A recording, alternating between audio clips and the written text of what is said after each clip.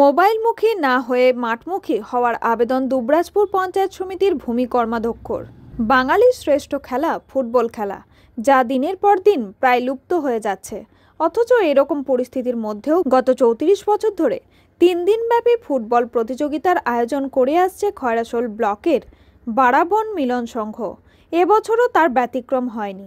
গত ১ নভেম্বর থেকে বীরভূম, বর্ধমান সহ পার্শ্ববর্তী রাজ্য ঝাড়খণ্ডের মোট ১৬টি দল অংশগ্রহণ করে। ৩রা নভেম্বর চূড়ান্ত পর্যায়ের খেলায় মুখোমুখি হয় বীরভূম জেলার দুবরাজপুর থানার রফিউল একাদশ আদমপুর বনাম লোকপুর থানার ভালুকতোর গ্রামের আল আমিন সংঘ। টান উত্তেজনার মধ্যে ভালুকতোর আল আমিন সংঘ ১-০ গোলের ব্যবধানে বিজয়ী ঘোষিত হয়। বিজয়ী দলের হাতে ১,০০,০০০ টাকা ও ট্রফি এবং বিজিত দলের হাতে ৭১,০০০ টাকা ও ট্রফি প্রদান করা হয়। এছাড়াও man of the match, man of the series এবং শ্রেষ্ঠ গোলকিপার হিসেবে চিহ্নিত খেলোয়াড়দের বিশেষভাবে পুরস্কৃত করা হয়। পুরস্কার বিতরণী অনুষ্ঠানে উপস্থিত ছিলেন দুবরাজপুর পঞ্চায়েত সমিতির ভূমি কর্মাধ্যক্ষ রফিউল হোসেন খান, রূপুসপুর অঞ্চল তৃণমূল কংগ্রেসের সভাপতি শঙ্কর গড়াই, বারাবন গ্রামের ভূমিপুত্র তথা বিশিষ্ট ব্যবসায়ী শেখ আক্তার, সমাজসেবী মান্নান হোসেন খান প্রমুখ। উল্লেখ্য, খেলাকে ঘিরে ৩ দিনের গ্রামীণ মেলা বসে। এ নিয়ে গ্রামের প্রতি বাড়িতে আত্মীয় স্বজনের সমাগম ঘটে।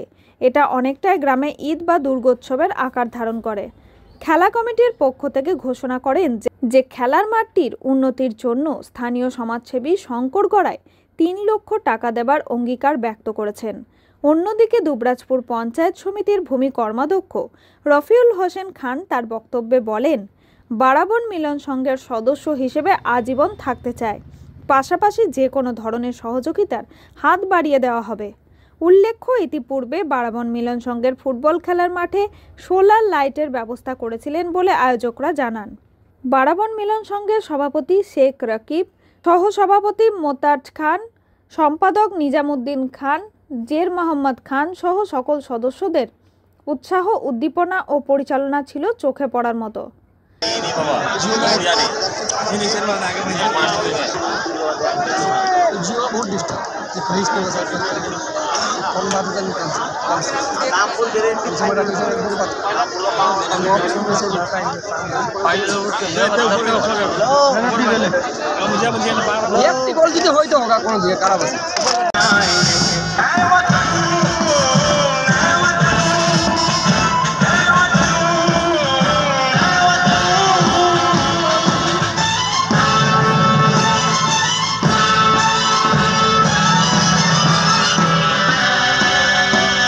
রিয়াজউদ্দিনের রিপোর্ট, ভয় টিভি, বীরভূম।